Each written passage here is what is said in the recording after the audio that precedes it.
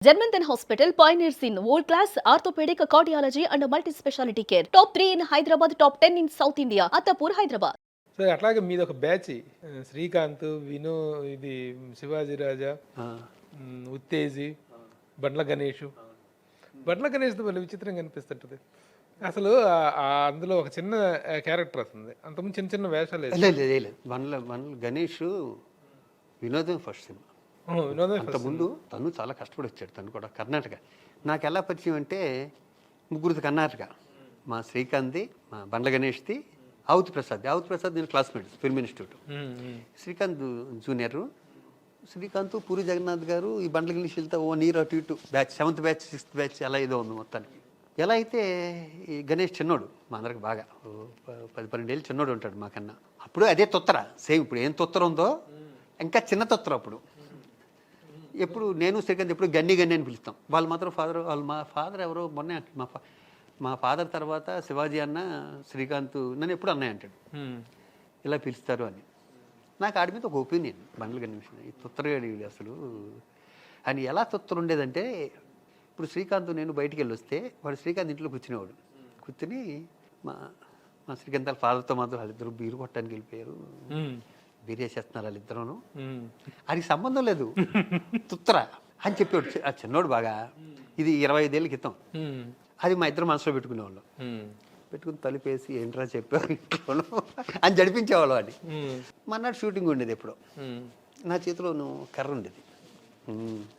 ఏంగనే ఇంట్లో ఏం చెప్పావురా, ఏం చెప్పాను అది బల్లి ఫేసు బలి ఉంటుంది. సేపుడికి ఎలా పెడతాడు, నేను చెప్పాను లేదురా నాన్నతో ఏం చెప్పావు, అమ్మతో ఏం చెప్పావు, మీ ఇద్దరు రాత్రి అటుకి ఏం చెప్పాను, నేను చెప్పాను చెయ్యలా పెట్టు అని పేర్లు కూడా అబ్బా అబ్బా తిరుగుతుండేవాడు సెట్ అంతా. ఇప్పటికీ చెప్తాడు నన్ను తెగొట్టేవాడు శివాజీ అన్న అని. ఆడి మీద పడిపోయింది ఇడుతో జాగ్రత్తగా ఉండాలి అని ఇన్ని సంవత్సరాలు. ఆడి పెద్ద ప్రొడ్యూసర్ అయిపోయి, నెంబర్ 1 ప్రొడ్యూసర్ అయిపోయి, పవన్ కళ్యాణ్ గారు లాంటి పెద్ద హీరోతో సినిమాలు తీసి ఏం తీసినా నాకు కానీ శ్రీకాంత్ కానీ మేము గన్నే ఎరగనే అని అంటాం. ఎప్పుడు అంటాం. వాడు కూడా మా అన్నయ్యని పిలుస్తాడు. ఒక వ్యక్తి మీద అభిప్రాయం మార్చడానికి ఒక చిన్న సిచ్యువేషన్ చాలు. నాకు గణేష్ మీద నాకు ఒక అభిప్రాయం, వీడితో జాగ్రత్తగా ఉందని రాబు ఎందుకు వచ్చింది అన్న అభిప్రాయం ఉంటుంది. మొన్న మాటల సందర్భంలోనూ చాలా తర్వాత కలిసి అన్నయ్య నేను ఒక అమ్మాయిని పెంచుకున్నాను శివాజీని 2-3 రోజుల క్రితం నాకు ఫోటో చూపించాడు. అక్కడనే భలే ఉందిరా, చాలా మంచి పని చేసావు కానీ ఇది కదరా ఇలాంటివి కదరా చేయాలి మనం అన్నాను. అన్నయ్య ఇది మా ఇంట్లో ఉంటారన్న వీళ్ళు నేపాలు అన్నాడు. చాలా బాగుంది కానీ చాలా మంచి పని చేసేవరా అన్నాను. అన్నాక మా గణేష్ ఫోటోలు చూపిస్తున్నాడు. అమ్మాయి బంగారు తల్లి ఉంటుంది చూడు, అలా ఉంది ఫేసు. ఈడు ముద్దు పెట్టుకుంటా, అది నాన్న అంట. మా చెల్లి గణేష్ వాళ్ళ మిసెస్తో కూడా అలా అంత క్లోజ్గా ఉంటా, పూజగా ఒళ్ళో కూర్చోబెట్టుకుని. వాడి పిల్లలు కూడా గణేష్ పిల్లలు కూడా మా పిల్లలు పెద్దోళ్ళు అయిపోయారు కదా, ఇంకా పెంచుకుని దాన్ని వదలట్లేదు. వాడు 10 నిమిషాలు నాతో కూర్చుంటే 10 నిమిషాలు ఆ పాప గురించి చెప్తాడు. న్యాచురల్గా సొల్లు కౌరులు చెప్తాడు. కానీ ఊర్లో ఉన్న కౌరులు, సొల్లు కౌరులో, ప్రపంచానికి పనిచేయని కౌరులో, ఆడికి పనికొచ్చే కౌరులో ఇవే ఉంటాయి వాడితో. అలాంటిది గమ్మత్తుగా ఒక లైఫ్ అచీవ్ చేశానన్నా నేను అన్నట్టే చెప్తున్నాడు ఈ అమ్మాయి గురించి.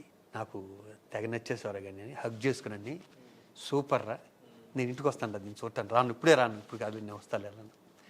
ఇంటికి వెళ్ళిపోయి నైట్ దాంతో ఫోన్ చేయించాడు 2-3 రోజుల క్రితం. బండ్ల గణేష్ పెద్దన్న డా ఇంటికి అంటుంది. అది ఇటు చెప్తున్నాడు పక్క నుంచి ఇలా పిలువు అని చెప్తున్నాడు. అరే చాలా మంచి పని చేశావు కానీ నిజంగా నా దృష్టిలో అయితే నువ్వు ఎక్కడ ఉన్నావు ఇప్పుడు అదే హ్యాట్స్ అప్ గణేష్. ఎందుకంటే ఏంటి ఆ పాప ఏది మరి అది అయితే చెప్పాడు నాకు. తను ఎప్పుడు అడుగును ఇంటర్వ్యూ చేసి, ఎందుకంటే నాకు గణేష్ ఈ విషయంలో తెగ నచ్చేసాడు. ఇలాంటి పని ఒకప్పుడు మేము చేద్దాం అనుకుని చేయలేకపోయాం. అదో సపరేట్ స్టోరీ. అది తను చేశాడు. పైగా తను అంటే మరి చెప్పొచ్చో చెప్పకూడదు, అది పర్సనల్ విషయం. నేను ఇది అంటే మంచి పని చేశాడు కదా గణేష్. నాకు ఇంట్లో మనిషి తమ్ముళ్ళు అంటారు. ఈ లాంగ్ పీరియడ్ 30 years అన్నయ్య అని పిలుస్తాడు. పైగా నేను చెప్పింది వింటాడు గణేష్. అది అంటే మనం ఆయన ఎత్తుకోలే, ఆ మొదటి క్యాండిడేట్ అది. వాడిని అందుకో కెపాసిటీ ఉన్నది కదా మనకి. ఈ మంచి పని చేసేవాడికి నేను వాడికి హ్యాట్స్ ఆఫ్ గణ్య అనుకున్నా. అసలు అమ్మాయితో వాడు ఎంత ఊయల్లో కూర్చోబెట్టి నాకు ఫోటోలు పంపించాడు. ఆ ఊయల్లో కూర్చోబెట్టి ఊగించాలు అసలు చాలా బాగుంది. అది చాలు, అంతకన్నా తృప్తి ఏం కావాలి కదా. అదొక డిఫరెంట్ జెస్చర్. తనకున్న ఇమేజ్ కి ఇమేజ్ కి దానికి ఒక చిన్న పాప ఫ్యాన్ అయిపోయాను గణేష్కి. శ్రీకాంత్ మీరు కలిసి ఇద్దరు ఒక అబ్బాయిని పెంచుకుంటున్నారండి. చెబుతా అదే ఉమ్, ఉమ్, అంటే పెద్ద గుర్తులేదు కానీ చూతాయిగా కొంచెం మసాలా వేసి చెబుతా.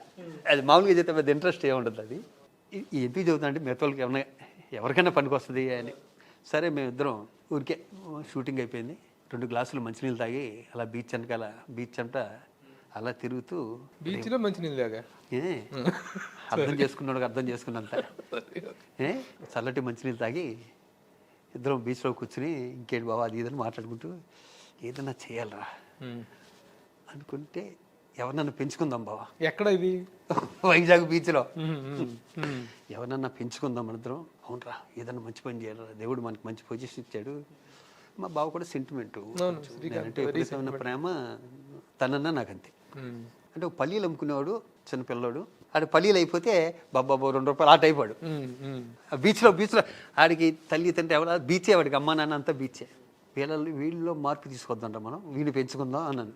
అరే మాట వెళ్ళారా, పల్లీలు అయిపోయినాయి అన్నాడు.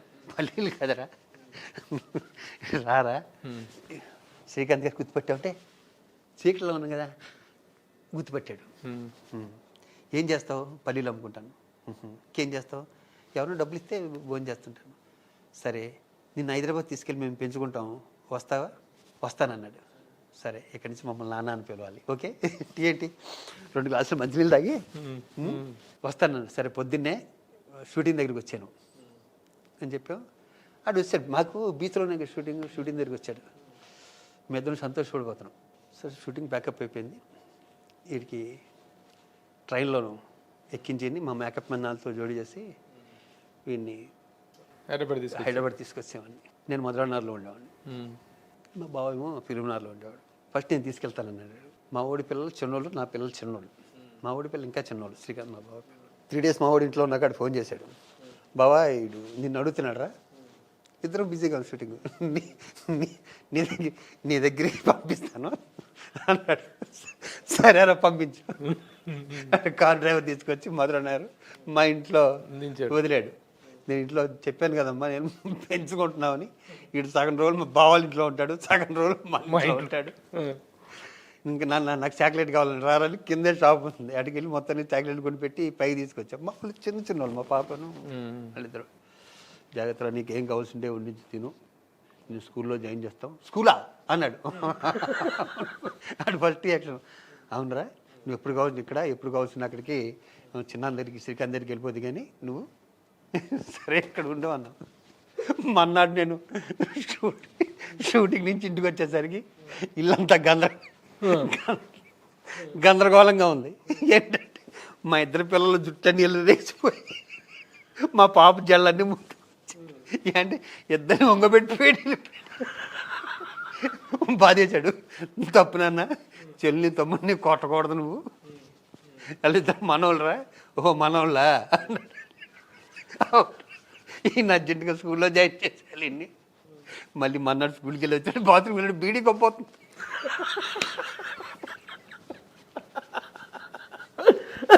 వాడు వయసు ఎంత అప్పటికి? ఆడు ఎంత ఉంటాడు? 11-12. ఏంట్రా బీడీ గొప్ప. మనం సిగరెట్ కాలుతాం కానీ బాత్రూంలోకి వెళ్తాం, దొంగ చోటకు బయట కాల్చుకుంటాం. ఈ కూడా ఏంట్రా అని చూసా. నా జేబులో 10 రూపాయలు డబ్బులు ఉన్నా కూడా 10 రూపాయలు తీసుకునేవాడు. 3 రోజులు కింద షాపులో కూడా పెట్టించాడు ఆడు. సార్ ఆడు బిడీలు బాగా తాగేస్తున్నాడు సార్ అన్నాడు కిందోడు షాపోడు. కూర్చోపెట్టి తప్పు నాన్న, బీడీలు తాగకూడదు, మంచిది కాదు హెల్త్కి. మరి నువ్వు కాల్తున్నావు సిగరెట్, బీచ్లో కాల్చేవా రోజు అన్నాడు. మరి నేను సిగరెట్ మానేస్తాను రా, నువ్వు కూడా నువ్వు జాగ్రత్తగా ఉండాలి. ఆడి కోసం షాపింగ్ తీసుకెళ్ళి ఎక్కడ మన ఈ బ్రిడ్జి కిందకి ఆడి బట్టలన్నీ కొనిపెట్టి షాపర్ స్టాప్ అదే అక్కడికి ఆడికి వెళ్ళి బట్టలన్నీ కొనిపెట్టి తీసుకొచ్చా. నీట్గా నూనె రాసి తల దువ్వి అన్ని జాగ్రత్తగా. మా బావుల ఇంటి నుంచి నీట్గా వచ్చాడు. 4 days అయ్యాక మళ్ళీ మా పిల్లలిద్దరిని ఇంట్లో ప్రాబ్లం స్టార్ట్ అయింది. మళ్ళీ నేను ఫోన్ చేసి, బావా నా షెడ్యూల్ అయిపోయిందిరా, నీ దగ్గర పంపిస్తాను.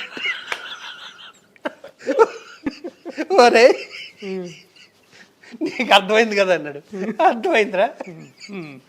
ఈడు మన మాట వినట్లేడు. ఈయన ఏం చేద్దాం, స్కూల్లో జాయిన్ చేద్దాం. స్కూల్ రే నిన్ను స్కూల్లో జాయిన్ చేస్తాను అన్నాడు. నా స్కూల్లో నేను వైజాగ్ వెళ్ళిపోతాను అన్నాడు.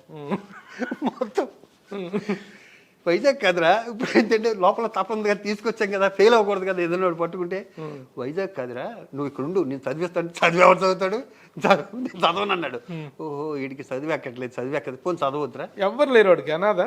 ఎవరు లేడు పాపం, ఎవరు లేరు, నాకు తెలిసి ఎవరు లేరు. సరే అని చెప్పి మొత్తానికి అని కొన్ని డబ్బులు చేతికిచ్చి మళ్ళీ నా స్టాఫ్ని ఇచ్చి వాడిని వైజాగ్ పంపించాను. పంపించగానే ఆడు బీచ్లోకి వెళ్ళి అసలు డ్యాన్సులు గీన్సులు అసలు వాడు హుషారుగా ఉన్నాడంటే నాకు ఫోన్ చేసి, సార్ చాలా హుషారుగా ఉంటున్నాడు సార్ ఇక్కడ, మీ దగ్గర రిస్ట్రిక్షన్గా ఉన్నాడు అక్కడ అన్నాడు. అయిపోయా కృష్ణవంశీ సముద్రం షూటింగ్ వెళ్ళాం, అదంతా సముద్రం పక్కన. నేను జగద్బాబు, ఆ రోజు జగద్బాబు గారు ఎండలో నుంచోమన్నాడు వంశీ, ఆ కలర్ ఏదో బ్లాక్ అవ్వాలి నుంచి. నేను కుర్చీ వేసుకుని పక్కన కూర్చొని ఏదో మాట్లాడుకుంటున్నాం. నాన్న అని పరిగెత్తుకుంటూ ఎగిరి ఒళ్ళో కూర్చున్నాడు. ఏంట్రా అన్న, ఏం నన్న చాక్లెట్ అన్నాడు. ఈ నాన్న అంటాడు, ఇంటి ఎక్కడేంటయ్యా నువ్వు? జగత్ బాబు ఇక్కడెక్కడే పుట్టుకొచ్చాడు ఈడు. ఆయనే అర్థం చేసుకున్నాడు.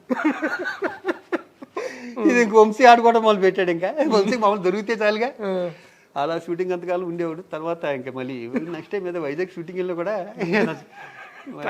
కనిపించాడు. ఏదో ఒక రోజున వస్తాడేమో డాడీ. కొన్ని అభ్యుదయ భావాలు కొన్ని వర్కౌట్ అవుతాయి, కొన్ని వర్కౌట్ అవ్వు. గణేష్ ఏం చేశాడంటే, సొంత కామెడీ చెప్పాను ఇదంతా. గణేష్ ఏం చేశాడంటే, ఎక్కడ రేపు పొద్దున వాళ్ళు మిస్సెస్ అని పాపం ఆవిడెంత గొప్పవాడు గణేష్ అది మిస్సెస్. ఏమోనండి రేపు పొద్దున ఏం మనం మారుతామో అని ఫిక్స్డ్ డిపాజిట్ 10 లక్షలు 20 లక్షలు ఈ అమ్మాయి పేరు మీద వేసాడు. మామూలుగా గణేష్ తనకు ఇద్దరు మగపిల్లలు కదా గణేష్కి.